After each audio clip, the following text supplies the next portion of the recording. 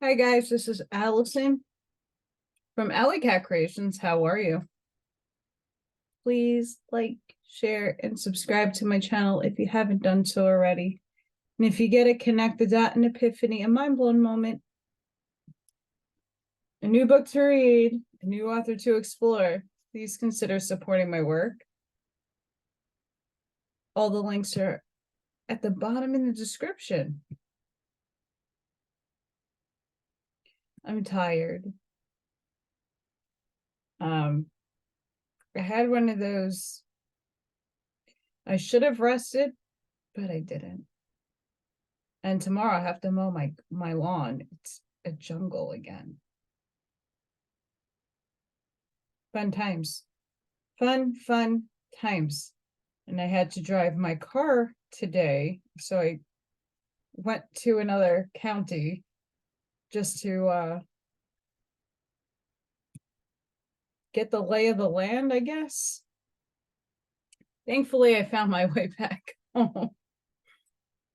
Oh, I can't. The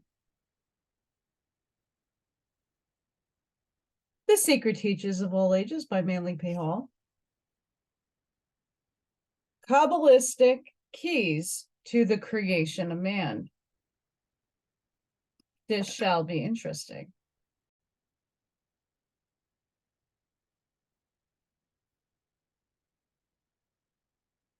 I hate when books do italicizing, like when they start with the fancy letters.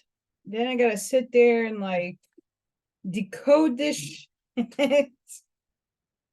I'm suspecting this is an H. Henry Stephen in A World of Wonders, published in 1607, mentions a monk of St. Anthony who declared that while in Jerusalem, the patriarch of that city had shown him not only one of the ribs of the world made flesh, and some rays from the star of Bethlehem, but also the snout of a Sepha, a fingernail of a cherub, the horns of Moses,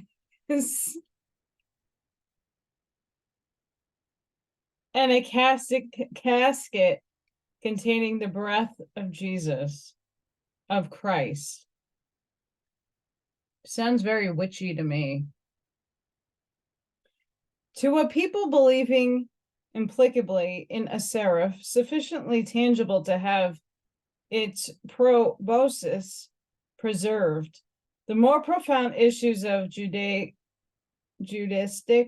philosophy must necessarily be incomprehensible, nor is it difficult to imagine the reaction taking place in the mind of some ancient sage should he hear that a cherub, which according to St. Augustine signifies the evangelist, I can never say that word, and that's probably a good reason.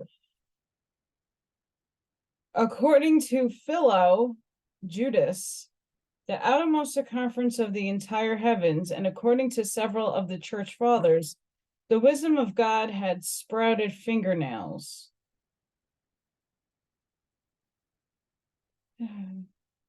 The hopeless confusion of divine principles with the allegorical figures created to represent them to limited faculties of the uninitiated has resulted in the most atrocious misconceptions of spiritual truth. I agree to this. Concepts well nigh as preposterous as these, however, still stand as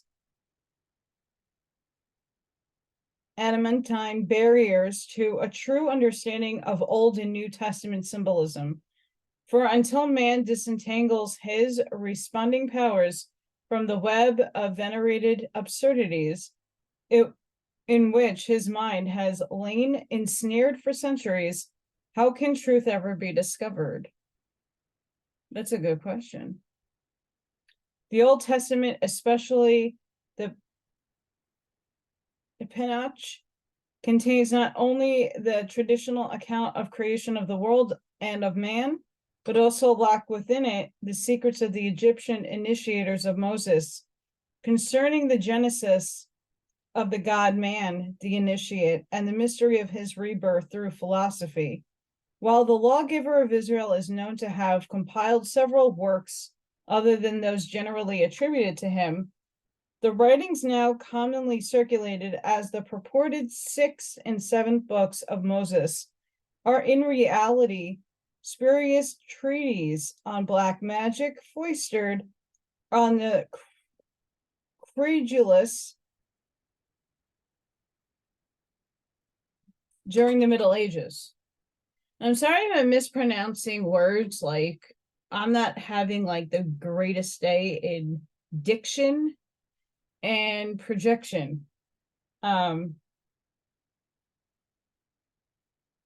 this show must go on. Out of the hundreds of millions of pious and thoughtful students of Holy Writ, it is almost inconceivable that but a mere handful have sensed the sublimity of the esoteric teachings of Sod, the Jewish mysteries of Adonai, yet familiarity with the 3 Qabbalistical processes termed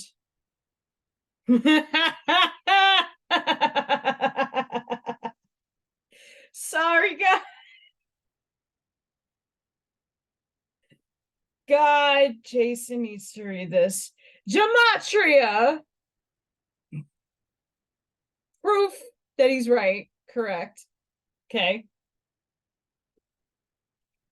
Notocron and Tumora makes possible the discovery of many of the profoundest truths of ancient Jewish superphysics. Okay, pause. Okay. It's going to tell you what gematria is. Okay. But there's a humongous problem in the paradigm of the now. Okay. Back then, it was A equals 1, B equals 2. Okay. But out of nowhere, all the people who are in certain movements love you, but Billy's mom had a dick and Jesus is the Lord and Savior might equivalent to the same amount. And what happens is things that have the same number value, they have gematria apps on your phone, all this nonsense. Okay.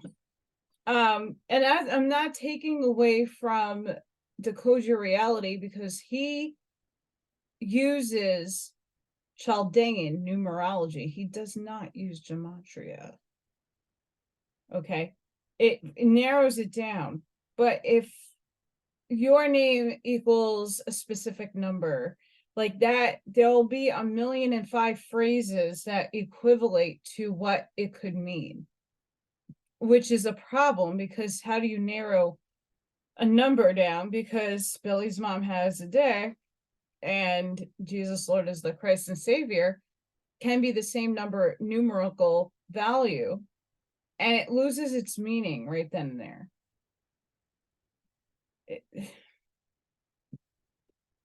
So please understand, I'm laughing because it's hysterical because the Q got it right. By gematria is meant not only the exchange of letters for their numerical equivalents, but also the method of determining by an analysis of its measurements the mystic purpose for which a building or other objects were constructed. S.L. McGregor Mathers in the Kabbalah Unveiled gives the example of the application of gematria, thus also the passage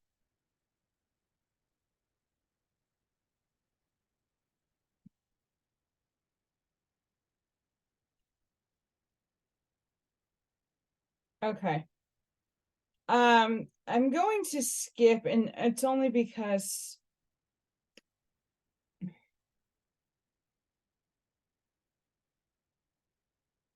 I might tackle this. We'll see. It's ridiculous how they're breaking this down.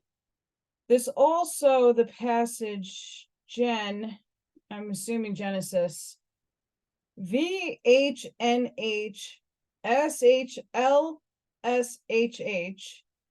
Vienna Shalisha, and lo 3 men equals in numerical value ALVMIKAL Gbrial, Vrpal, Lo, Michael, Gabriel, V, Raphael. These are Michael, Gabriel, and Raphael for each phrase 701. That's what all of those letters equivalent to. Assuming the sides of a scaling to be 11, 9, and 6 inches, a triangle of such dimensions would then be an appropriate symbol of Jehovah, for the sum of its 3 sides would be 26. The numerical value of the Hebrew word IHVH, gematria, also includes a system of discovering the arcane meaning of a word by analyzing the size and arrangement of the strokes employed in the formation of its various letters. Gematria was employed by the Greeks as well as the Jews. The books of the New Testament, particularly those attributed to St. John, contain many examples of its use. Nicephorus Calisius declared that the Gospel according to St. John to have been discovered in a cavern under the Temple of Jerusalem, the volume having been secreted long anterior to the Christian era. The existence of interpolated material in the fourth gospel substantiates the belief that the work was originally written without any specific reference to the man Jesus. The statements therein accredited to him being originally mystic discourse delivered by the personification of the universal mind. The remaining Johannine writings, the epistles, and the Apocalypse are enshrouded by a similar veil of mystery. So in this modern day and age, what they do with what Dad is trying to do is completely lost in translation and different. Like I said, if my name equivalates to, I don't know the numbers, but let's just say 211, because that's my favorite number. Okay, so 211 will equate to all these phrases and words and things that you got to pick and choose which one formulates you. Like, that doesn't make sense, right? That's what this modern age is doing. They're not going based on all these other things and these values.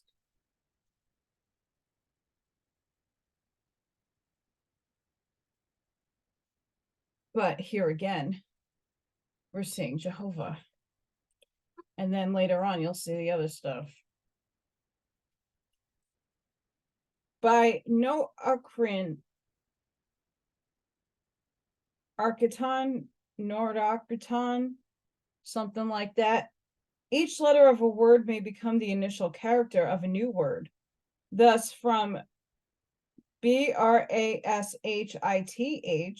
first word in the book of Genesis, are exacted 6 words, which mean that in the beginning, the Elohim saw Israel would accept the law. Mr. McGregor Mathers also gives 6 additional examples of noacraton, formed from the above word from Solomon. Sorry, guys, I got shit all over the place. I'm a mess. Solomon Mir ben Moses, medieval Qabbalist, from the famous acrostic ascribed to the Etherean Sibyl, St. Augustine derived the word, oh, that's Greek, and I don't know what that means. I'm sorry, which by Noachron was explained in the phrase, Jesus Christ, Son of God, Savior. By another use of Noachron, Agron, whatever, directly the reverse of the first, the initial, last, or middle letters of the words of a sentence may be joined together to form a new word or words. For the example, the name Amen may be extracted from the Hebrew, there's lots of Hebrew letters there. The Lord is the faithful king, because they had embodied these cryptic devices to their sacred writings. The ancient priests admonished the disciples never to translate edit, or rewrite the contents of sacred books. Under the general heading of Timora, several systems may be grouped and explained in which various letters are substituted for other letters according to the prearranged tables or certain mathematical arrangements of letters, regular or irregular. Thus, the alphabet may be broken into two equal parts and written in horizontal lines so that the letters of the lower row can be exchanged for those of the upper row, or vice versa. By this procedure, the letters of the word Kuzu may be exchanged for those of IHVH. The Tetragrammaton. In another form of Timora, the letters are merely rearranged. I don't know those Hebrew letters. Is a stone which is found in the center of the world, from which point the earth spread out on all sides. When broken into, the stone is Hebrew letters, which means the placing of God. Again, Timora may consist of a simple anagram, as in the English word live, which reverse becomes evil. The various systems of Timora are among the most complicated and profound devices of the ancient rabbis. Among theological scholars, there is a growing conviction that the hereto accepted translations of scriptural writings do not adequately express the spirit of the original documents. After the first copy of the Book of God, writes H.P. Blavatsky, has been edited and launched on the world by Hilkara, this copy disappears and Ezra has made a new Bible, which Judas Maccabeus finishes. Maccabeus. I want to say Maccabees, but I don't know. When it was copied from the horned letters into square letters, it was corrupted beyond recognition. The Mizora completed the work of destruction. Finally, we have a text not 900 years old, abounding with the omissions, interpolations, and premeditated perversions.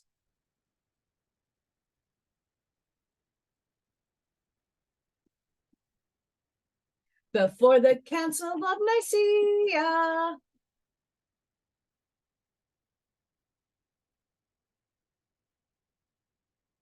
Yeah. It's telling you right there. Perversions. You might not like Blavatsky, but I have an agreement with that. Because Greek, Hebrew, Latin, Aramaic, like if you look at English, right, and a lot of people have been bringing this out more to the forefront, but you know, most languages are read right to left. English, we're in the reversal, left to right. We have multiple words that mean different things. There, four, 2, morning, morning, good morning, morning. I mean, I can go on. It's just examples. But I mean, hello. You're spell casting when you speak. That's why you do it the right way. Speak in frequency of love and light and authenticity. Professor Crawford Howell Toy of Harvard notes, manuscripts were copied and recopied by scribes who did not only sometimes made errors in letters and words, but permitted themselves to introduce new material into the text or to combine in one manuscript without mark of division. Writings composed by different men. Instances of these sorts of procedure are found especially in Micah and Jeremiah, and the groups of prophecies which go under the names of Isaiah and Zechariah.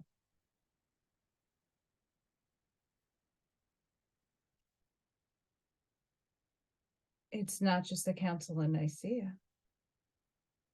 Does the mutilated condition of the Holy Bible, in part accidental, represent nonetheless a definite effort to confuse the uninitiated reader and thus better conceal the secrets of the Jewish Tannaim?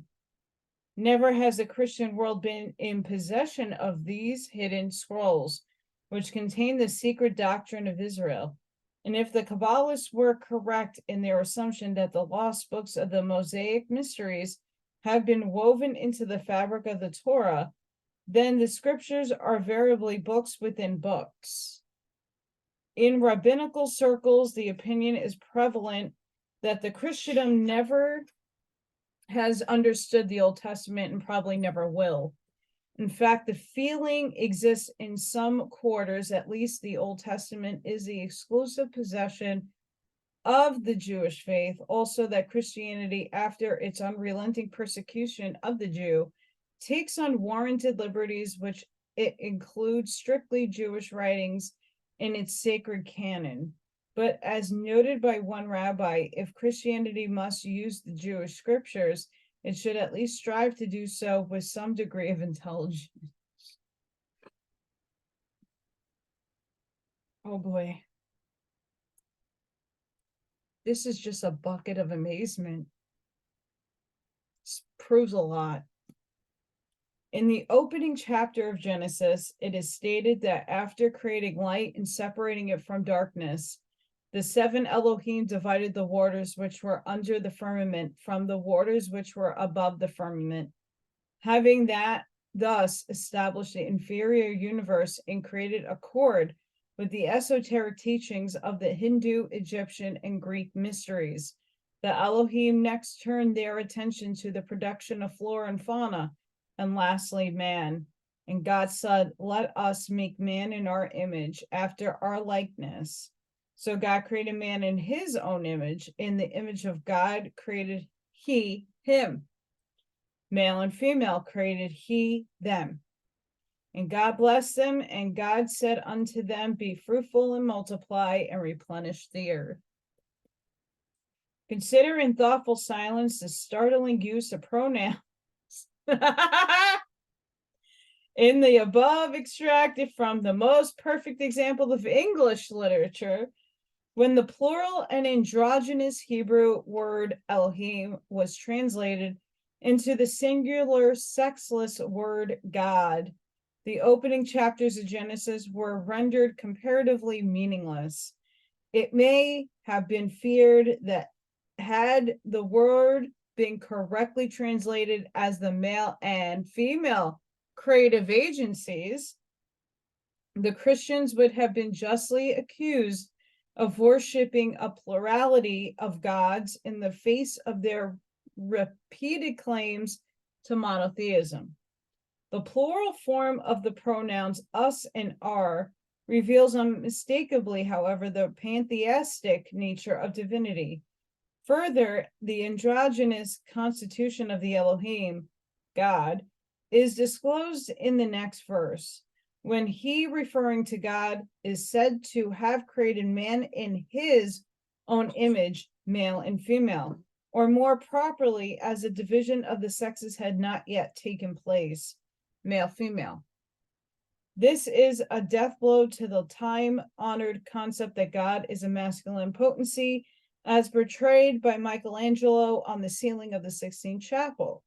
The Elohim then ordered the androgynous beings to be fruitful. Note that neither the masculine or feminine principle as yet existed in a separate state. And lastly, note the word replenish. The prefix re denotes back to original or former state or position, or repetition or restoration. The definite reference to humanity existing prior to the creation of man described in Genesis must be evident to the most causal reader of Scripture. An examination of Bible dictionaries, encyclopedias, and commentaries discloses the plural form of the word Elohim to be beyond the comprehension of their respected authors and editors. The new Shaf Hezag Encyclopedia of Religious Knowledge thus sums up the controversy over the plural form of the word Elohim. Does it now, or did it originally signify plurality or divine being? A dictionary of the Bible edited by James Hastings contains the following conclusion, which echoes the sentiments of more critical etymologists of the Bible. The use of the plural Elohim is also difficult to explain. Dr. Havernick considers the plural for Elohim to signify the abundance and super richness existing in the divine being. His statement, which appears in the Popular and Critical Bible Encyclopedia, is representative of the efforts made to circumvent this extremely damaging word. The International Standard Bible Dictionary considers the explanation offered by modern theologians, of which Dr. Havernick's is a fair example, to be too ingenious to have been conceived by the early Hebrews, and maintains that the word represents the survival of a polyistic stage of Semitic thought. The Jewish Encyclopedia supports the latter assumption with the following concise statement. As far as epigraphic material, traditions, and folklore threw light on the question, the Semites are shown to be of polytheistic learnings. Various schools of philosophy, both Jewish and Gentile, don't like that word, have offered explanations otherwise of the identity of Adam. In the primordial man, the Neoplatonists recognized the Platonic idea of humanity, the archetype or pattern of the genius homo. Filio Judas considered Adam to represent the human mind, which could understand and hence give names to the creatures about it, but could not comprehend and hence left nameless the mystery of its own nature. Adam was also likened to the Pythagorean monad, which by virtue of its state of perfect unity could dwell in the Edenic sphere. When through a process akin to fusion, the monad becomes the duad, the proper symbol of discord and delusion, the creature thus formed was exiled from its celestial home. Thus the twofold man was driven from the paradise belonging to the undivided creation and cherubim, and a flaming sword was placed on guard at the gates of the causal world. Consequently, only after the reestablishment of unity within himself can man regain his primal spiritual state.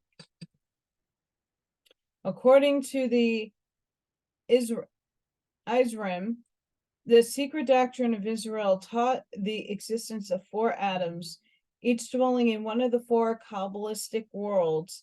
The first or heavenly Adam dwelt alone in the Atzilutic sphere, and within his nature existed all spiritual and material potentialities. The second Adam resided in the sphere of Bria, like the first Adam.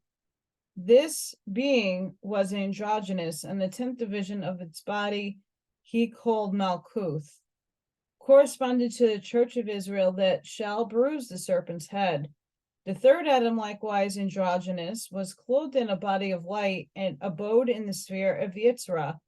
The fourth Adam was merely the third Adam after the fall into the sphere of Asiya, at which time the spiritual man took upon himself the animal shell or coat of skins. The fourth Adam was still considered a single individual, though division had taken place within the nature, and 2 shells or physical bodies existed, in one of which was incarnated the masculine, and in the other the feminine potency. For further details, consult Isaac Meyer. The universal nature of Adam is revealed in the various accounts concerning the substances of which he was formed. It was originally ordained that the dirt to be used in fashioning him was to be derived from the 7 worlds. As these planes, however, refused to give of their substances, the Creator wrenched from them by force the elements to be employed in the Adamic constitution. St. Augustine discovered a notachron in the name Adam.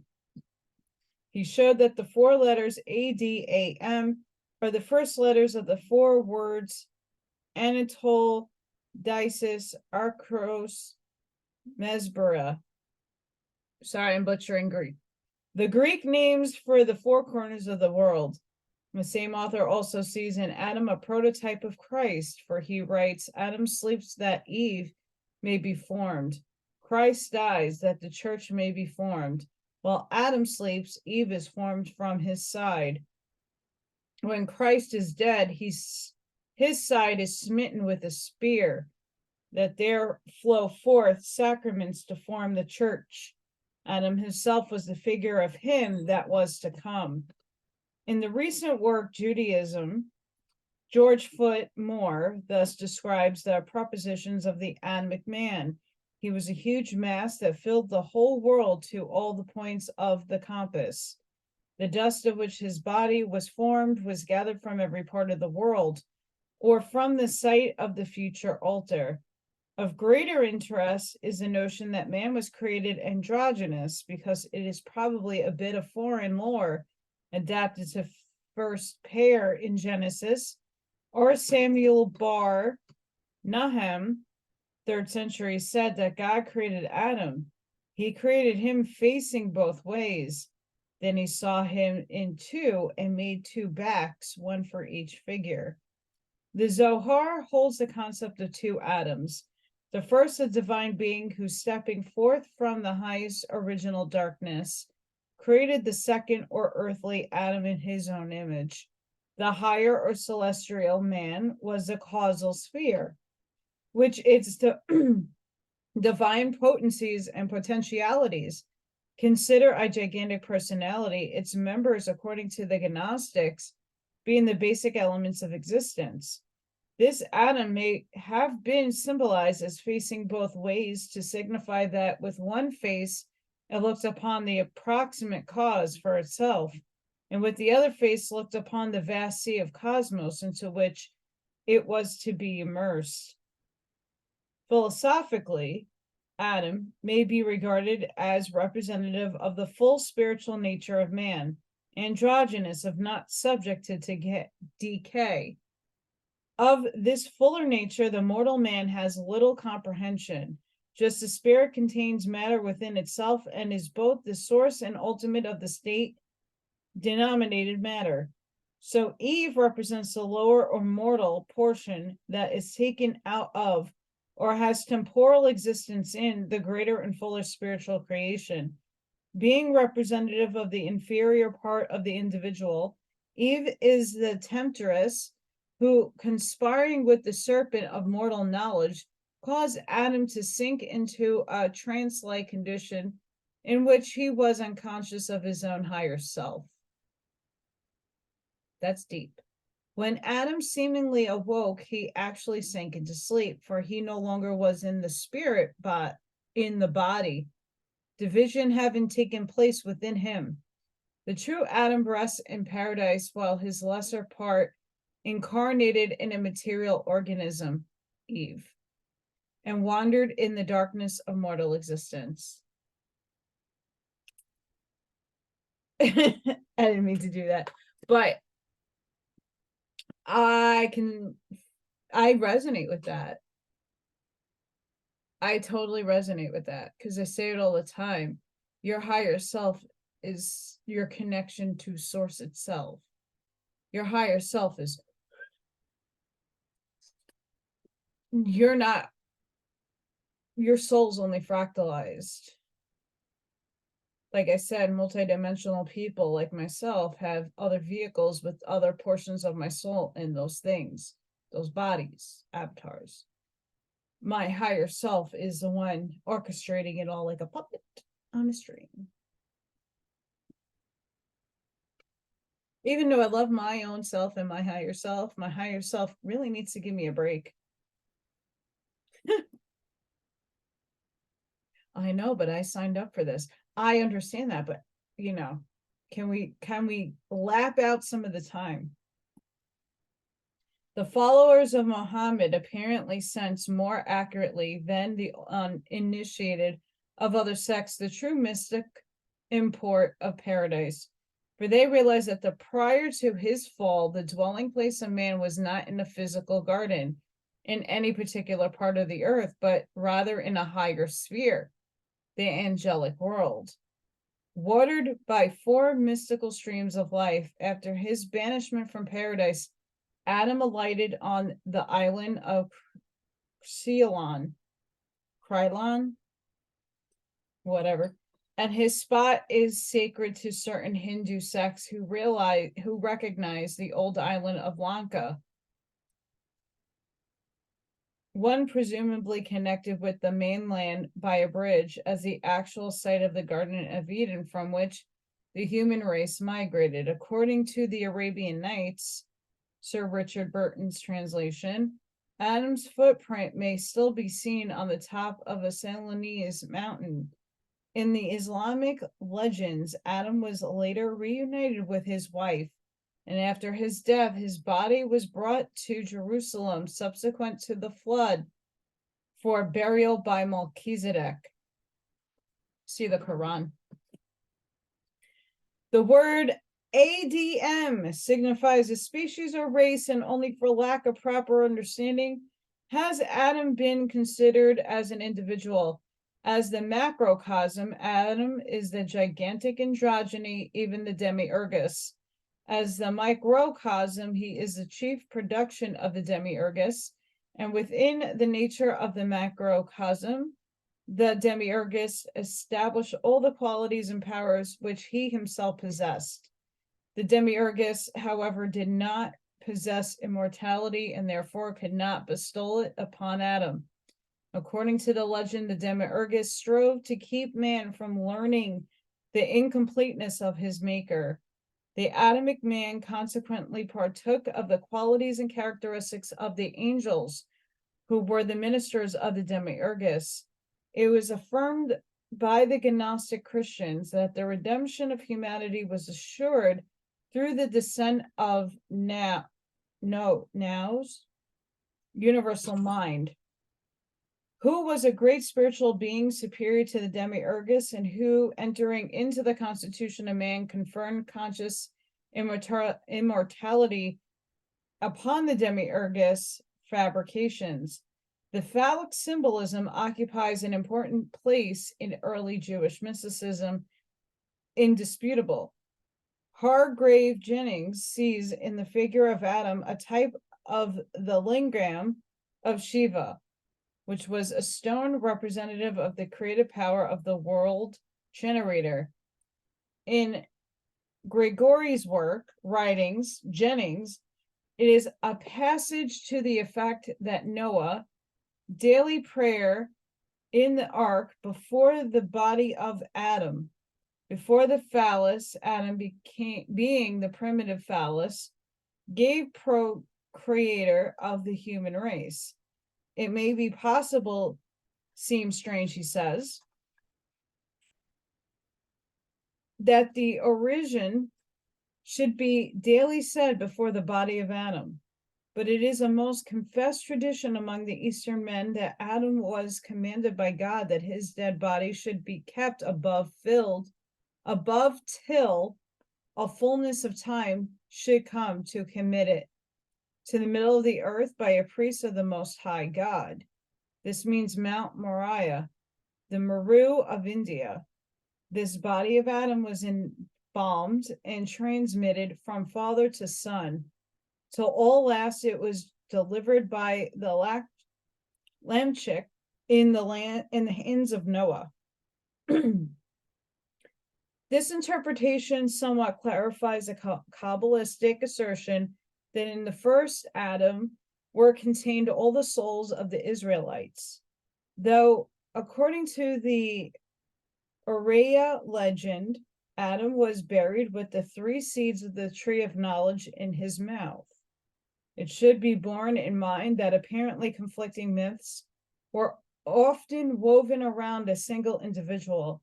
One of the profound mysteries of Kabbalism is that set forth from the Quran, based upon the letters of the name Adam, ADM. These three letters form the initials of names Adam, David, and the Messiah. And these three personalities were said to contain one soul, as the soul represented the world soul of humanity. Adam signifies the evolving soul, the Messiah, the evolving soul, and David, the condition of the soul termed epigenesis. In common with certain philosophic institutions of Asia, the Jewish mysteries contain a strange doctrine concerning the shadows of the gods. Gazing down into the abyss, the Elohim beheld their own shadows, and from these shadows patterned the inferior creation. In the dramatic representation of the creation of man in the mysteries, writes anonymous master of Balliol College, the Elohim were represented by men who were sculpturing the form of an Adamite being of a man, traced the outline of it on their own shadow, or modeled it on their own shadow traced on the wall. This is how the art of drawing originated in Egypt, and the hieroglyphic figures carved on the Egyptian monuments have so little relief that they still resemble a shadow. In the ritualism of the early Jewish mysteries, the pageantry of creation was enacted, the various actors impersonating the creative agencies. The red dirt from which Adam man was fashioned may signify fire, particularly since Adam is related to the Yod, or fire flame, which is the first letter of the sacred name Jehovah. In John 20, it is written that the temple was 46 years in the building, a statement in which St. Augustine sees a secret in sacred gematria, for according to the Greek philosophy of numbers, the numerical value of the name Adam is 46. Adam thus becomes the type of the temple for the house of God, like primitive man was a microcosm or an epitome of the universe.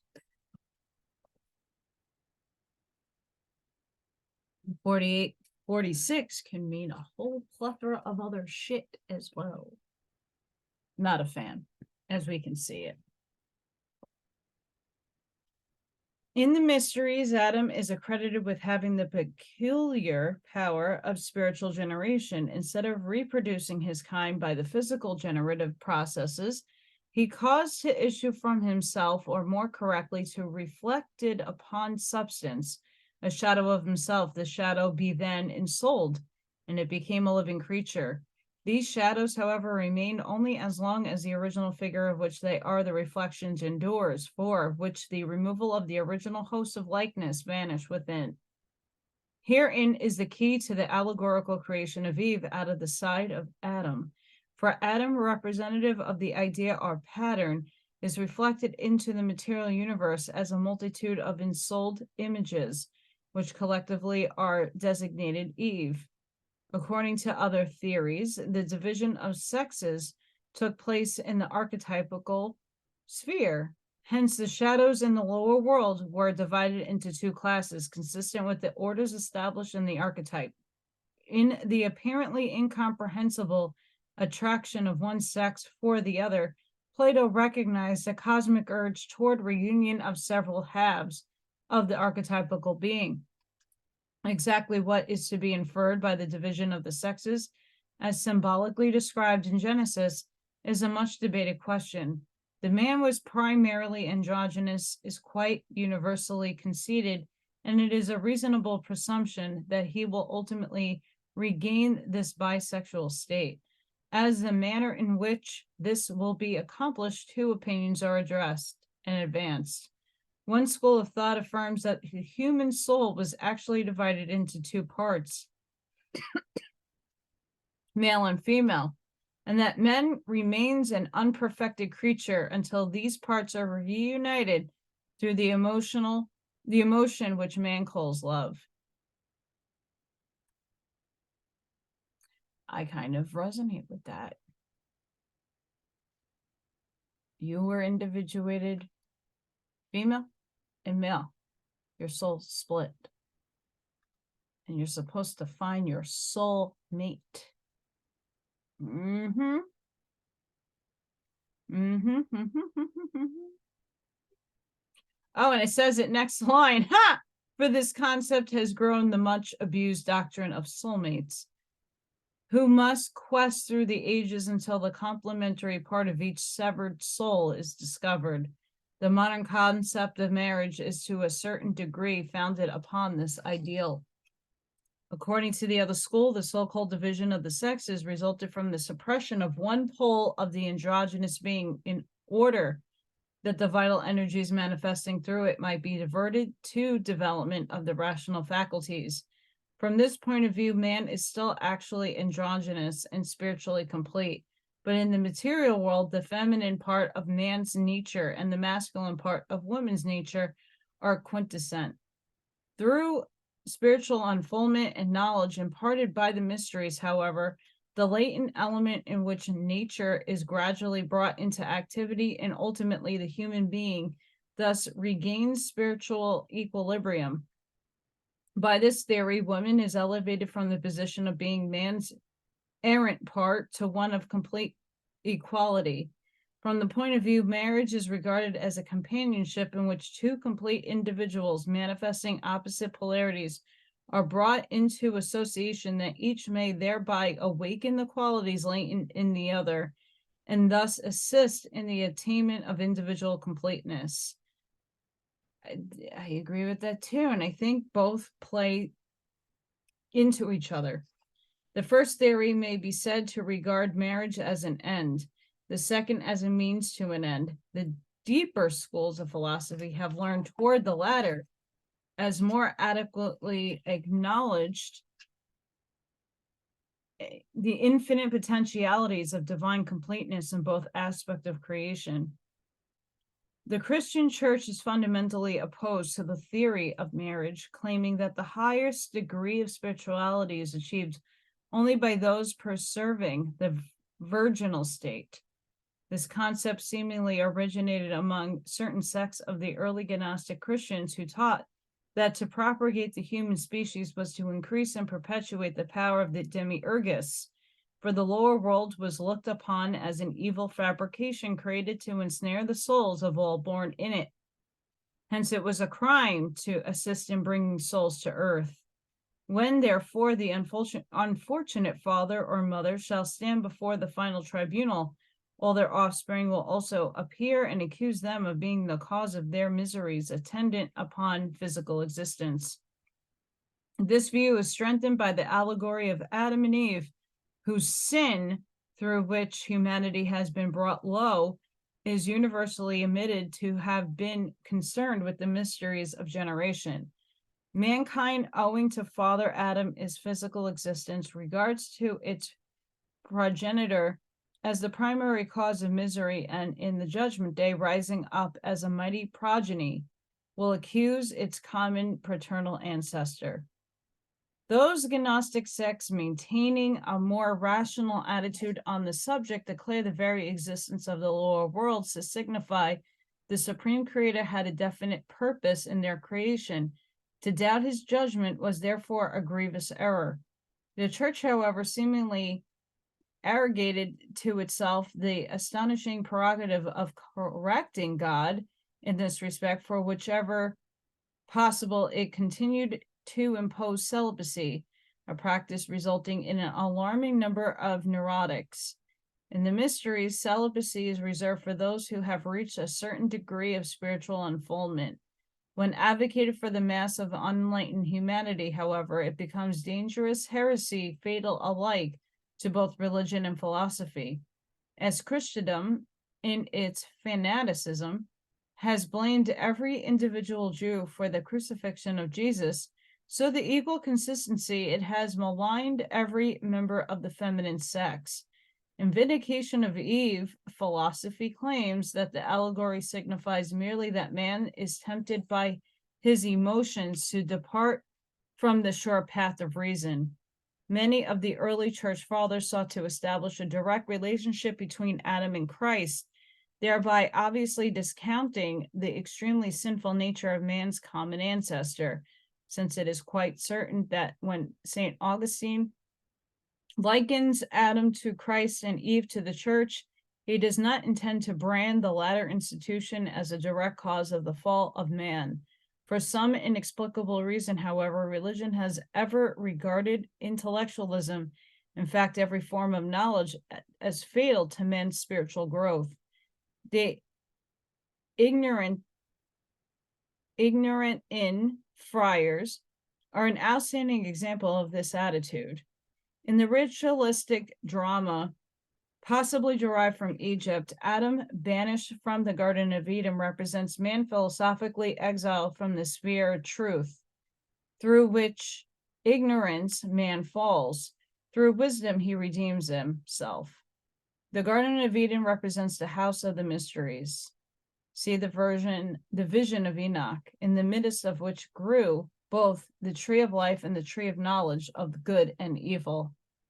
Man and the banished Adam seeks to pass from the outer courts of the sanctuary, the exterior universe, into the sanctum sanctorum. But before he rises, a vast creature armed with a flashing sword that, moving slowly but continually, sweeps clear a wide circle, and through this ring pass not the Adamic man cannot break. The cherubim addressed the seeker thus: Man, thou art dust, and dust thou shalt return.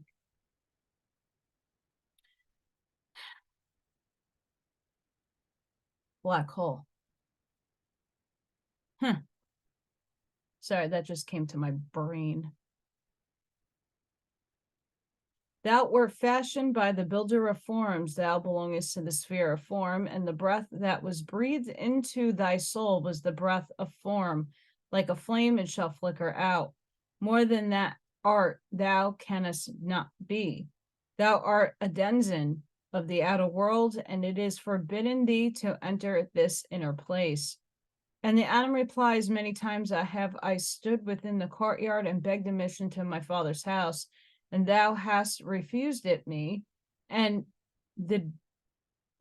sent me back to wander in darkness. True, it is that I was fashioned out of the dirt, and that my maker could not confer upon me the boon of immortality. But no more shalt thou send me away for wandering in the darkness. I have discovered that the Almighty have decreed my salvation, because he has sent out the most hidden mystery, his only begotten, who didst take upon himself the world fashioned by the Demiurgus. Upon the elements of the world he was crucified, and from him hath poured forth the blood of my salvation. And God, entering into his creation, hath quickened it, and established therein a road that leadeth to himself. While my maker could not give me immortality, immortality was inherent in the very dust of which I was composed. For before the world was fabricated, and before the Demiurgus became the region of nature, the eternal life had impressed itself upon the face of the cosmos. This is its sign, the cross. Do you now deny me entrance, I who have at last learned the mystery of myself? And the voice replies, he who is aware is. Behold, gazing about him, Adam finds himself in a radiant place, in the midst of which stands a tree with flashing jewels for fruit, and entwined about its trunk a flaming winged serpent crowned with a diadem of stars. It was the voice of the serpent that had spoken. Who art thou? Demands that Adam. I, the serpent answers, am Satan, who was stoned. I am the adversary, the Lord who is against you, the one who pleads for your destruction before the eternal tribunal. I was your enemy upon the day that you were formed. I have led you into temptation. I have delivered you into the hands of evil. I have maligned you. I have stricken ever to achieve your undoing. I am the guardian of the tree of knowledge, and I have sworn that none whom I can lead astray shall partake its fruits. The Adam replies, for uncounted ages have I been thy servant. In my ignorance I listened to thy words, and thy led me into paths of sorrow. Thou hast placed in my mind dreams of power, and when I struggled to realize those dreams, they brought me naught but pain. Thou hast sowed in me the seeds of desire, and then I lusted after the things of flesh. Agony was my only recompense.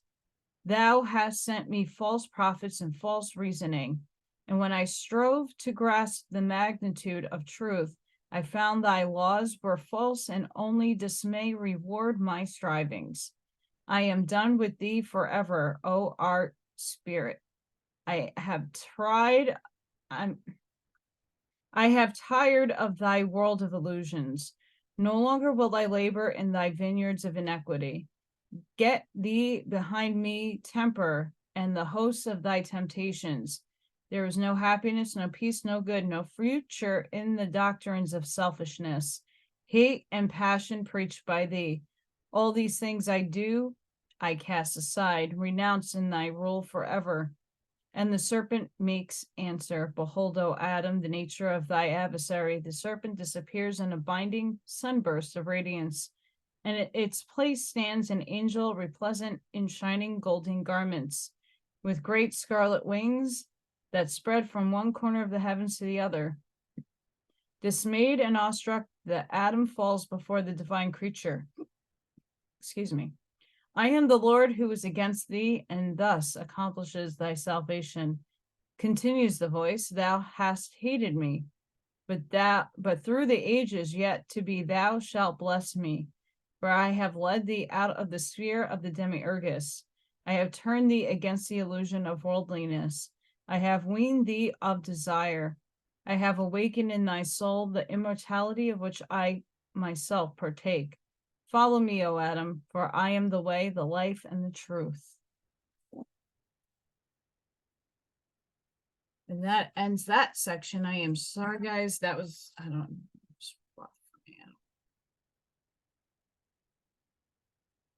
I gotta sage myself. Big time. Very interesting read. Very, very interesting. I enjoyed it. I resonate with some stuff. I always have from the esoteric and Gnostic stuff. It takes a lot of imagining. When you go in meditation, you can actually see your soul form two. And then the challenge is finding your other half. Why, I don't think I have found mine yet. We'll see what this person that walked into my life will bring. But regardless, even if he's not, doesn't really matter. Enjoying humanity, spreading my seeds, spreading the love, the truth, and whatever I can. And I hope you guys do the same. So with that, please don't forget to like, share, and subscribe. Sending each and every one of you love, light, shielding, and protection. Please make sure you're doing that on a daily basis. Make the smallest little habit each day grows bigger exponentially. Until the next one, guys, I hope you have a wonderful rest of the week. And I hope to see you on the next one. Bye, guys.